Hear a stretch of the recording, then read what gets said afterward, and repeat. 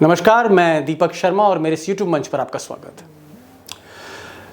दोस्तों, देश जब लॉकडाउन से गुजर रहा था, बेरोजगारी से जूझ रहा था और जब व्यापार हर तरह के ठप हो रहे थे, तब इसी देश में हमारे स्टॉक एक्सचेंज में एक कंपनी का शेयर 17 रुपए का 5 महीने के अंदर 17 रुपए से 1500 रुपए का हो गया। 17 से 1500 रुपए। और उस कंपनी की जो कीमत थी तकरीबन 500 करोड़, वो 500 करोड़ रुपए की कीमत उस कंपनी की 42,000 करोड़ रुपए। जी हाँ, 500 करोड़ से 42,000 करोड़। और ये कंपनी थी बाबा रामदेव की, या यूं कहें लाला रामदेव की। कोई रोकने वाला नहीं, कोई टोकने वाला नहीं। और रामदेव फिर एक विवाद में, फिर सुर्खियों में, कई नियमों का, परंपराओं का उल्लंघन किया है। कोई रोकने वाला नहीं, कोई टोकने वाला नहीं। और हकीकत तो यह है कि जो गोदी मीडिया के बड़े चेहरे हैं, जो current affairs, political affairs cover करते हैं, पहली बार वो बड़े चेहरे, जी हाँ, नामचीन चेहरे गोदी मीडिया के, वो शेयर मार्केट कवर करने लगे। पहली बार कोई सन्यासी, उसको एफपीओ बोलो, आईपीओ बोलो, वो ताल ठोक करके आया है। अब स्टॉक मार्केट को भी शीर्ष आसन कराने गए हैं, वहां भी आसन कराएंगे जोरदार। हमने जो है एक बीमार कंपनी को तो सिंहासन पे बैठा दिया, और बहुतों का शीर्षासन तो होगा ही, एमएनसीज का तो बहुतों का करा दिया। बाबा को देख के हेल्थ बनाओ और वेल्थ कमाओ। और ये अब दोस्तों, आप देख रहे हैं कि देश के बड़े बड़े राजनीतिक संपादक, पॉलिटिकल एडिटर, चैनल के हेड, वो शेयर मार्केट के रिपोर्टर हो गए। यही बाबा का दम है कि उन्होंने एक पॉलिटिकल एडिटर को शेयर मार्केट का रिपोर्टर बना दिया और वो उनके शेयरों की बात कर रहा है। हकीकत यह है कि जब ये दिवालिया कंपनी रुचि सोया खरीदने के लिए बाबा पहुंचे, तैयार हुए, तो सारी व्यवस्था जो थी इस दौर की सरकार की, बाबा के कदमों में भिज गई। मिसाल के तौर पर गौतम भाई अडानी, मोदी जी के खास, ये भी चाहते थे रुचि सोया को खरीदना। और जब उन्होंने कोशिश करी तो दिल्ली से एक फ़ोन गया। फ़ोन सुनकर अडानी साहब जो थे वो बाबा के कदमों में पिच गए और डील से पीछे हट गए, रास्ता खोल दिया बाबा के लिए। अब बाबा के लिए एक चुनौती ये थी कि भाई इतना पैसा कहाँ से लाएं इस कंपनी को खरीदने के लिए। तो उन्होंने कहा पैसा तो मैं सरकारी बैंकों से ही लूँगा। अब क्योंकि वो दौर ऐसा था जहाँ बैंक में घोटाले हो रहे थे, घपले हो रहे थे, एक दिवालिया कंपनी को खरीदने के लिए कोई बैंक तैयार नहीं था। दिल्ली से फिर फ़ोन गया, और ये जो फ़ोन गया तो सारे सरकारी बैंक, चाहे स्टेट बैंक हो, यूनियन बैंक हो, इलाहाबाद बैंक हो, बाबा के कदमों में बिछ गए। उसके बाद बाबा ने क्या किया, अपने योग शिविर में घूम घूम के कहना शुरू कर दिया कि मैं करोड़पति बनाऊंगा आपको, आप इस शेयर में मेरे पैसा लगाइए और मैं आपको गारंटी देता हूं आप करोड़पति बनेंगे। अब ये तो सेबी की जो शर्तें हैं, खुला उल्लंघन है। अखबारों में छपा साहब, लेकिन कोई कार्रवाई नहीं हुई। बाबा के कदमों में मार्केट रेगुलेटर भी बिछा हुआ था, ऐसा कहा जाता है। हकीकत ये थी कि एक सुब्रत राय साहब के एक पुराने सिपा सलार, उन्होंने मुझे फ़ोन किया और उन्होंने मुझसे कहा कि दीपक जी, हमसे गलती हो गई, हमको भी स्टॉक मार्केट में अब जाना चाहिए था। इस सरकार में हमने गलती करी कि हम उस सरकार में चले गए और इसलिए हमारे बड़े साहब सुब्रतो राय जेल गए।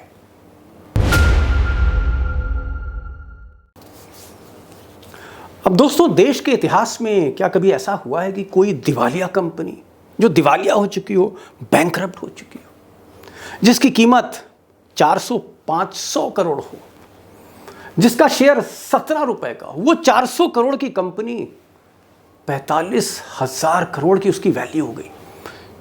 500 से 45,000 करोड़, 17 रुपए का शेयर 1,500 रुपए, और ये सारा कुछ 5 महीने में। और ये सब कुछ तब हो रहा था जब देश में लॉकडाउन था, व्यापार ठप था, लोग सड़कों पर घूम रहे थे, बेरोजगार, जूझ रहे थे। ये वो दौर है और उस वक्त बाबा रामदेव खरबपति बनने की एक ऐसी दास्तान लिख रहे थे जहां सारी व्यवस्था उनके कदमों में थी। मिसाल के तौर पर जो मार्केट रेगुलेट करती है, जो कंपनियां स्टॉक एक्सचेंज में लिस्टेड होती हैं, जो बड़ी कंपनियां हैं देश की, सेबी जो है वो एक संस्था है जो इन कंपनियों को कुछ नियमों के तहत रेगुलेट करती है।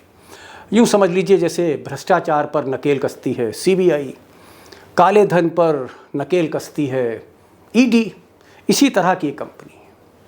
और ये जो सेबी के नियम हैं वो ये कहते हैं कि अगर आप कोई स्टॉक एक्सचेंज में कंपनी लिस्ट हो रही है, वो टाटा हो सकती है, रिलायंस हो सकती है, कोई भी कंपनी हो सकती है, उसके शेयर को लेकर, उसमें निवेश को लेकर आप ये नहीं कह सकते इन्वेस्टर से कि मैं आपको करोड़पति बना दूंगा, आप पैसा लगाइए, आप मेरी कंपनी में शेयर खरीदिए और मैं आपको इतना रिटर्न दूंगा। ये नहीं कहा जा सकता, ये नियमों के विरुद्ध है कि आप जबरदस्ती कह रहे हैं कि मैं आपको इतना रिटर्न दे दूंगा। कहते नहीं, ये जिसको छूते हैं वही सोना हो जाता है। हमने रुचि सोया को हाथ लगाया, आज उसकी कीमत हो रखी है 25 से 30 हजार करोड़ रुपए, और रुचि सोया 25 से 50 हजार करोड़ के बीच में ठहरने वाली है। अब पिछले दिनों रुचि सोया को लेकर रामदेव जो एफपीओ लेके आए, जो फॉलो ऑन पब्लिक इशू है वो जो लेके आए, उसमें भी कुछ विवाद हुए। और विवाद ये हुए कि एसएमएस कर कर के लोगों से कहा गया कि आपको साहब ये रिटर्न मिलेगा, ये मिलेगा। मैं उन मैसेजेस में नहीं जाना चाह रहा हूँ, जो नियम विरुद्ध चीज़ें हैं मैं उसका डिस्कशन नहीं करना चाह रहा हूँ। लेकिन सेबी ने पहले तो अपने हाथ बांध लिए, फिर बाबा ने कहा कि नहीं, इसमें मेरा स्टाफ शामिल नहीं है, ये कुछ लोग हैं जो शरारत कर रहे हैं और मैं तो एफआईआर करा दूंगा इस पर।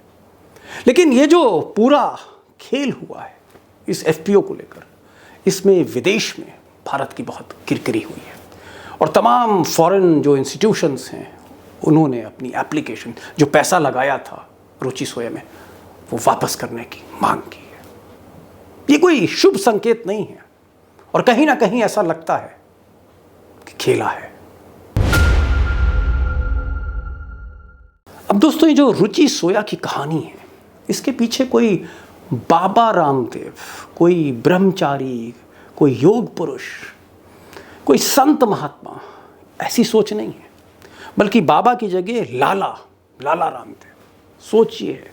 और सोच ये है कि पूरी आयुर्वेद की जो उनकी पतंजलि की जो उनकी संस्था है, उसको वो कॉरपोरेट की तरफ ले जाना चाहते हैं, जिसके पीछे ये देश, ये समाज नहीं, उनके अपने लोग हैं, घर के लोग हैं।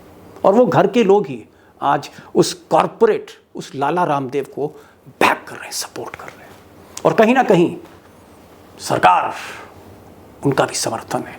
गोदी मीडिया, जिनको वो सबसे ज़्यादा ऐड देते हैं, उनका भी समर्थन है, टैसिट अंडरस्टैंडिंग है कि इस पैसे का कुछ हिस्सा हम आपको भी देंगे विज्ञापन के तौर पे। अब रुचि सोया पे नज़र क्यों? रुचि सोया पे नज़र इसलिए क्योंकि ये कंपनी दिवालिया थी, बैंकरप्ट थी, और उस बैंकरप्ट कंपनी को कौड़ियों के दाम खरीद कर, बैंकों से कर्जा लेकर, उसमें लगाकर, निवेश करके वो एक खरबपति का ख्वाब देख रहे थे। वो ख्वाब जो हिंदुस्तान में कभी धीरू भाई अंबानी ने देखा था।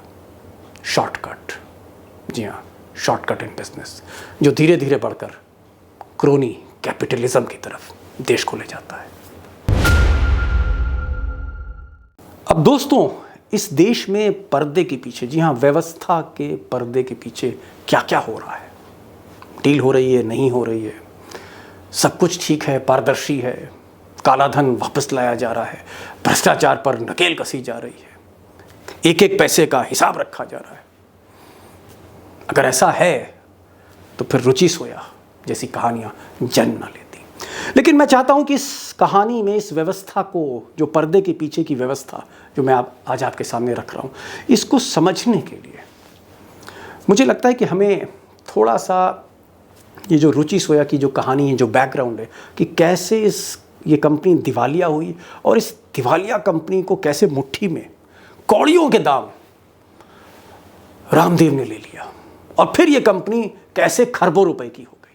ये जो कहानी है तिलिस्म जैसी, एक अविश्वसनीय कहानी जो समझ से परे है कि ऐसा हो कैसे गया।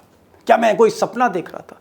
मैं चाहता हूं कि मुझे आप सिर्फ 2 मिनट दीजिए तो मैं थोड़ा सा इसका बैकग्राउंड में आपको ले जाऊं, और मेरी कोशिश रहेगी कि मैं बिल्कुल भी बिजनेस रिपोर्टर के तरीके से नहीं समझाऊंगा, बिल्कुल नहीं समझाऊंगा। बहुत आसानी से आपको समझाऊंगा कि आपको कहानी का जो क्रक्स है, जो निचोड़ है, वो समझ में आ जाए। वो समझ में आ गया तो बाबा का खेला भी समझ में आ गया। अब दोस्तों, ये जो कहानी है रुचि सोया की 1986 में मध्य प्रदेश से शुरू होती है। वहाँ एक बिजनेसमैन थे, उन्होंने रुचि सोया की कंपनी बनाई। उस कंपनी को वो एक्सपैंड करना चाहते थे, महत्वाकांक्षी उद्योगपति थे, और उन्होंने बैंक से लोन लेना शुरू किया। तो बैंक से लोन लेते गए, कंपनी के प्रोडक्शन को बढ़ाते रहे, टर्नओवर बढ़ाते रहे, लेकिन जो कर्जा था वो बढ़ता जा रहा था और जो प्रॉफिट था वो गिरता जा रहा था। तो 2008 में कर्जा हो गया 2000 करोड़। और जब ये कर्जा बढ़ा तो उन्होंने कहा कि और मैं टर्नओवर बढ़ाऊं, शायद फिर कुछ प्रॉफिट भी बढ़ेगा। लेकिन ऐसा हुआ नहीं, और 2012 में जो कर्जा था 6000 करोड़ का हो गया, और 2016 आते आते 10,000 करोड़ रुपए का कर्जा रुचि सोया कंपनी पे चढ़ गया। और जब ये कर्जा चढ़ा तो बैंक चढ़ गए। बैंक ने कहा नहीं, पैसा वापस करिए वरना हम आपको दिवालिया घोषित कर देंगे। और उस कश्मकश के बीच कंपनी वाकई बैंकरप्ट हो गई, दिवालिया हो गई, अदालत में चली गई। अब साहब कंपनी दिवालिया हो गई। दौर था मोदी जी का, जी हाँ, मोदी जी की सरकार थी। तो साहब मोदी जी की सरकार है, दिवालिया कंपनी है, तो कौड़ियों के भाव कौन खरीदेगा? जाहिर तौर पर गौतम भाई अडानी, वही सबसे पहले आगे बढ़े। लेकिन पीछे पीछे लाला रामदेव भी आ रहे थे। और जैसा कि मैंने कहा कि दिल्ली से फ़ोन गया और अडानी साहब ने कहा ठीक है भाई बाबा आप आगे आइए, और रामदेव को मौका दे दिया। अब रामदेव साहब ने उस कंपनी को, दिवालिया कंपनी को, जो कोर्ट ने असेस किया सितंबर 2019 के आसपास, उन्होंने 4,350 करोड़ में कंपनी खरीद ली।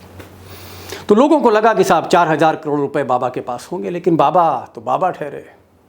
उन्होंने कहा नहीं, मुझे तो बैंक से पैसा चाहिए। और फिर दिल्ली से फ़ोन गया और बैंकों ने आखिरकार, जो सरकारी बैंक थे, स्टेट बैंक ने 1200 करोड़ रुपए दे दिया, पंजाब नेशनल बैंक ने 700 करोड़ दिया, यूनियन बैंक ने 600 दे दिया, सिंडिकेट बैंक ने 400 दे दिया, इलाहाबाद बैंक ने 300 दे दिया, और कुल मिलाकर ये सरकारी बैंक जो थे 3200 करोड़ रुपए बाबा को दे दिए। और बाबा ने उसमें कुछ अपने पैसे मिलाए और ये कंपनी ले ली। अब जब उन्होंने रुचि सोया को पतंजलि ने खरीद लिया तो ये कंपनी स्टॉक एक्सचेंज में दोबारा लिस्ट हुई, और लिस्ट की तारीख थी शायद 27 जनवरी 2020। इस तारीख को लिस्ट हुई। तब इसका जो शेयर प्राइस था वो 17 रुपये था। यहाँ पर एक थोड़ी सी टेक्निकल चीज़ है, जब भी आप कोई कंपनी पब्लिक लिमिटेड होती है तो सेबी की शर्तें कहती हैं कि 25% शेयर पब्लिक को देना पड़ेगा, तभी तो पब्लिक कंपनी है। जब आप मिनिमम 25%, हो सकता है कि 40% भी आप पब्लिक को दे सकते हैं, 60% भी दे सकते हैं, लेकिन 25% तो आपको देना ही पड़ेगा। लेकिन यहाँ भी खेल हुआ, बाबा ने सिर्फ पब्लिक को दिया 0.82%, 1% से कम जिस वक्त एक कंपनी लिस्ट हुई तो पब्लिक के पास थी। और 98.27 यानी आप कह सकते हैं 99% के करीब कंपनी पतंजलि के हाथ में थी। और तब ये जो शेयर प्राइस था 17 रुपए से चढ़ता चढ़ता 100 रुपए, 200 रुपए, 500 रुपए, 700 रुपए, 1000 रुपए, 5 महीने के अंदर 17 रुपए से 1500 रुपए पहुंच गया, 1500 से ज़्यादा। और तब खलबली मची मार्केट में कि कौन लोग हैं जो इस दिवालिया कंपनी के शेयर को सोने के भाव पे खरीद रहे हैं। लेकिन साहब जांच नहीं हुई।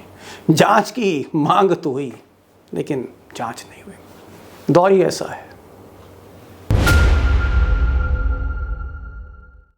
अब दोस्तों आपने देखा कि एक दिवालिया कंपनी कौड़ियों के भाव बैंक से कर्जा लेकर बाबा ने खरीद ली, और फिर 17 रुपए का शेयर, जिसके सारे शेयर 99% के आसपास अपने पास पतंजलि रख के, वो 17 रुपये का शेयर बढ़कर 1500 के ऊपर चला गया। और जो मार्केट कैपिटलाइजेशन था, 499 की वैल्यू थी सिर्फ 500 करोड़ की, वो 42,000 करोड़ 45,000 करोड़ तक उसकी वैल्यू कम हो गई कंपनी की। सवाल है कि ये कौन लोग थे जो एक दिवालिया कंपनी के शेयर को आसमान के भाव, सोने के भाव उसे खरीद रहे थे? वो कौन लोग थे? क्या उनको आइडेंटिफाई करना चाहिए था कि who are these buyers? Where they buyers और वर दे ऑपरेटर्स? क्या वो ऑपरेटर थे? ये वही जो हर्षद मेहता के टाइम पे थे, या रुचि सोया का अगर आप पुराना पैटर्न देखें तब भी कुछ ऑपरेटर्स थे जो उस शेयर को उछाल रहे थे। अब ये बहुत से ऐसे सवाल हैं कि जब ये कंपनी दिवालिया हुई तो उसके बाद बैंकों का जो कर्जा था कितना वापस किया गया? क्योंकि ये जो बैंकों में पैसे हैं हमारे आपके, और इसमें ट्रांसपेरेंसी लानी होगी। ये जो सरकारी बैंक हैं, ये जो पैसा जो पहली रुचि सोया कंपनी थी मध्य प्रदेश की, उसने जो दिवालिया किया रुचि सोया को, वो पैसा वापस किया बैंकों का कि नहीं किया? ये जो ऑपरेटर्स थे, ये कौन ऑपरेटर्स थे जो इस शेयर को, दिवालिया कंपनी को सोने के भाव खरीद रहे थे? उनको किसी ने आइडेंटिफाई किया कि नहीं किया? उसके पीछे कोई सिंडिकेट था, या फिर सेबी में कुछ लोग थे जो बाबा जब जब नियमों का उल्लंघन कर रहे थे, परंपराओं को ताक पर रख रहे थे, तो क्यों नहीं कार्रवाई हो रही थी? और ये बिजनेस स्टैंडर्ड और इकोनॉमिक टाइम्स में बहुत सी खबरें छप रही थी, लेकिन उन पर एक्शन क्यों नहीं हो रहा था? क्या रुचि सोया जब से दिवालिया हुई, फिर उसको किस तरह से एक्वायर किया गया, किस तरह से बैंक ने क्या, किस आधार पर पैसा दिया, और फिर ये शेयर का भाव कैसे बढ़ा, और अब ये जो एफपीओ आया है, इसमें क्या जो विवाद है, क्या इन सब की जांच देश की एजेंसी को नहीं करनी चाहिए? क्या एक पब्लिक लिमिटेड कंपनी जिसमें लोगों का पैसा है, जिसमें बैंक का पैसा है, क्या इसमें ट्रांसपेरेंसी लाने के लिए, हमें आपको भरोसा दिलाने के लिए, क्या सरकार को कोई जांच नहीं करनी चाहिए? अब दोस्तों, बाबा का हाल तो ये है कि समझ तो बाबा भी सारा खेल रहे हैं।